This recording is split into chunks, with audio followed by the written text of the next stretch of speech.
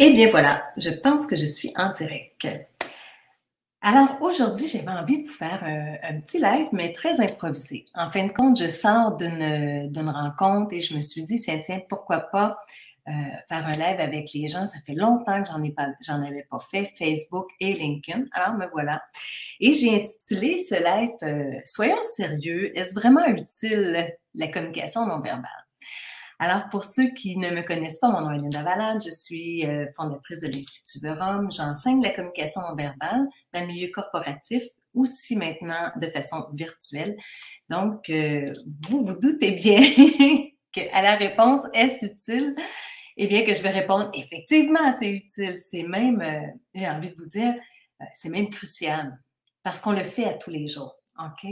Et là, je vous le dis, c'est un peu improvisé, mais on le fait à tous les jours, lire la communication non verbale. Si on ne lisait pas la communication non verbale, vous n'avez pas d'idée à quel point que notre communication serait chaotique. Hein? On est capable, on rentre dans une salle, on voit un individu, on sait si la personne a envie de nous rencontrer, a envie de nous voir, juste à le regarder, l'accueil qu'il va nous faire, le regard qu'il va nous lancer. Donc, la communication non verbale, elle fait partie de notre communication depuis toujours. Toujours, et elle sera toujours là, OK?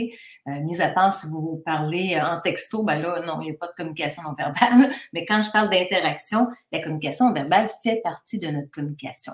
Moi, j'aime bien dire que les mots, c'est le message qu'on choisit de passer. Les mots, c'est ce que intellectuellement je veux partager à l'autre. Et c'est ce que je choisis constamment de partager. Hein? Il n'y a rien d'improvisé dans les mots, dans le sens, il n'y a rien que je dis que je ne veux pas dire. OK? Même quand je dis, je ne voulais pas le dire, ben, il y a quand même une petite partie de moi qui voulait le dire et qui est sortie. Donc, les mots, c'est la partie consciente du message que je veux transmettre. Mais il va prendre son sens dans la façon que vous allez le dire. Si je vous dis que je suis bien heureuse d'être ici aujourd'hui, est-ce que je suis convaincante? Probablement pas. OK? Parce que l'intonation que j'ai mis, elle n'était pas très cohérente avec le verbal, les mots que j'ai dit. Si je vous dis que je suis très heureuse d'être ici, ça vient de tout changer. Vous comprenez? Les mots, c'est le message. L'intonation, c'est ce qui va donner du sens à ce que vous dites. Mais le plus important, ce qui fait que la personne va se souvenir de la rencontre avec vous, de l'impact de cette rencontre, c'est ce qu'il a vu sur votre corps. C'est l'émotion que vous avez transmise. OK? Donc, est-ce que c'est utile? Oui, c'est extrêmement utile. Et là, je vais répondre à 3 questions en rafale. OK? Que dit votre corps? Bien, il dit plein de choses. Parce que lui, il communique sans arrêt. Votre corps va révéler l'intérêt que vous avez pour l'autre. Si vous avancez comme ça quand quelqu'un vous raconte quelque chose, vous lui démontrez, hey, je suis intéressée, je veux savoir. L'intérêt va faire que le corps va se rapprocher. Le désintérêt, peut-être que vous allez tout à coup vous éloigner de l'autre personne. Faire attention, il y a toutes sortes il y a d'autres interprétations qu'on doit tenir en compte. Là. Je peux aussi m'avancer parce que je suis intéressée de défendre mon point. Comprenez? Mais ça dénote quand même de l'intérêt. Alors, votre corps, lui, il communique constamment. Il dit plein de choses. Il parle de votre intérêt, il parle de votre état d'âme. Si vous êtes plutôt détendu, bien, vous allez lire sur le corps beaucoup d'informations de détente. T'sais, notamment les petits poignets. Tiens, ils vont se détendre.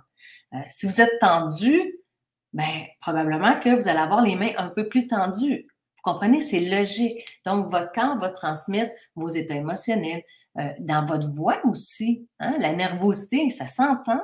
Au téléphone, on sait quand quelqu'un est heureux de nous parler, puis quand il est moins heureux dans l'intonation, ça s'entend aussi. OK? Donc, il y a un autre point aussi auquel je m'étais mis 3 questions que je voulais vous partager. Donc, qu'est-ce que votre corps dit? Bien, il révèle beaucoup d'informations sur votre état émotionnel, etc. Je l'ai mentionné. Est-ce qu'il peut mentir? Et ça, c'est une question qui revient souvent. Hein, on a tendance à dire, et là, je m'inclus là-dedans, oh, le corps ne peut pas trop mentir. Bien, c'est un concept, mais dans la vérité, ben oui, on peut apprendre à utiliser le corporel pour mentir. C'est sûr, est-ce que c'est crédible? Est-ce que ça arrive à convaincre les gens? Là, ça, c'est une autre chose de savoir. Mais notre corps, oui, on peut l'utiliser pour démontrer, je vais dire, tiens, je vais avoir les gestes plus hauts pour démontrer que je suis enthousiaste. Mais si je ne le vis pas intérieurement, il va y avoir de la lecture au niveau de mon visage qui va être moins cohérente. Je vais être moins convaincante que si je le vis réellement. OK? Donc, votre corps peut, effectivement, vous pouvez utiliser votre corps pour donner une impression de, mais ça ne sera jamais aussi convaincant que si vous le vivez réellement. Par contre, il y a beaucoup de choses sur votre corps qui ne sait pas mentir. Certaines micro-expressions, par exemple. Certains gestes, certaines expressions que vous ne pourrez pas jouer, que je ne peux pas jouer. OK? Quand vous êtes nerveux, par exemple, ça, j'en parle souvent parce que c'est quelque chose que vous pouvez valider facilement. L'augmentation de clignement de paupières. Ce matin, je t'en rends compte, j'ai montré une vidéo, une dame qui fait 72 clignements de paupières en 55 secondes. Là, vous allez me dire, Linda, ça n'a pas de bon sens. Ben oui, ça a du bon sens. Quand on est nerveux, les battements de paupières augmentent à une vitesse extraordinaire. Et là, on peut en faire 3, 4 en faire 4 en 2 secondes rapidement. OK? Et quand on n'est pas sensible à ça, on ne les voit pas passer, ces clignements-là. Ils sont tellement précieux. C'est important de savoir que la personne devant nous, elle vit un stress.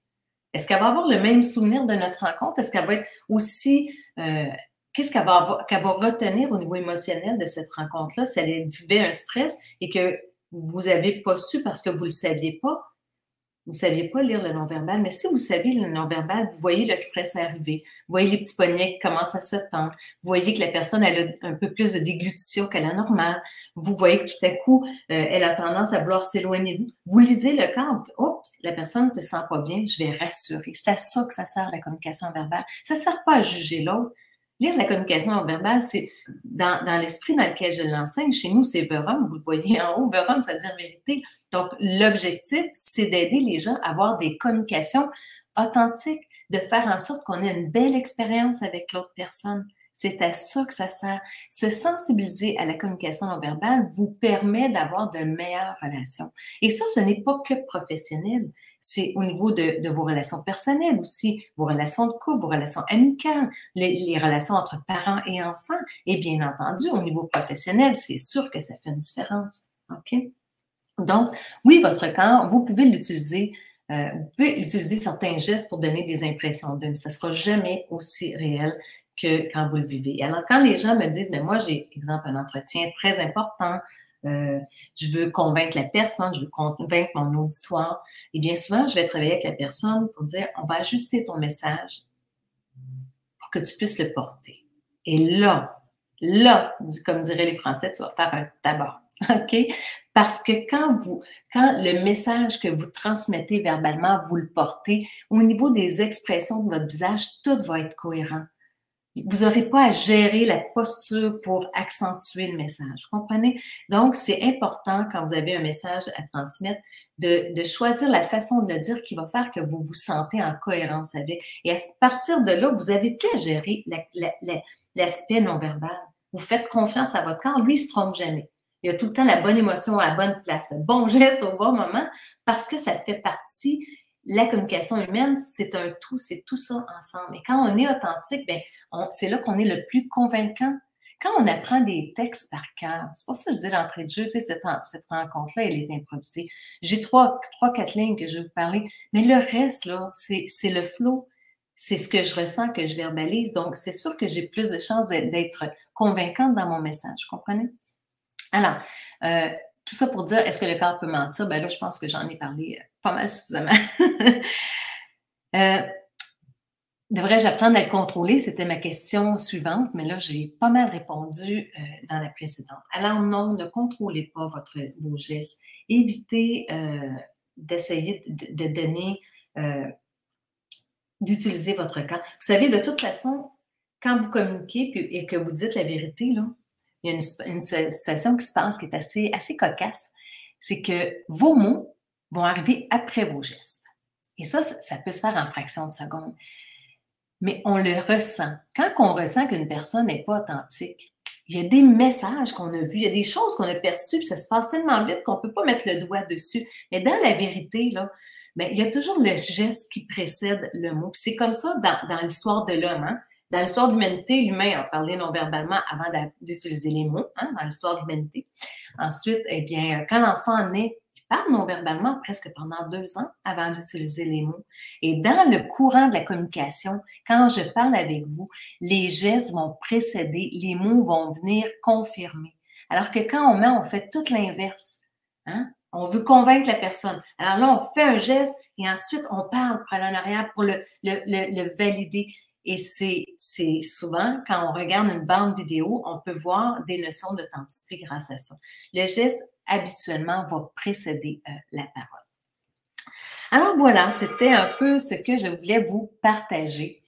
Et si vous avez envie d'aller plus loin, eh bien, j'ai déposé sous cette vidéo ou au-dessus un lien d'un programme de formation qui a fait ses preuves. Un programme de formation que j'ai enseigné durant des années en France, en formation, c'était une formation qui était sur 3 jours complets. Ici au Québec, je l'ai plutôt enseigné en 8 rencontres de 3 heures et c'est ce que j'offre en rencontre virtuelle. Donc, c'est 24 heures de formation en 8 rencontres de 3 heures. Si le cœur vous le dit, si vous avez envie d'en savoir davantage, de développer cette compétence qui est la sensibilité au langage corporel pour optimiser vos relations, eh bien, je vous attends en janvier. Cette formation commence en janvier. Sinon, on se revoit sur les réseaux sociaux et je vous souhaite une belle journée. À bientôt.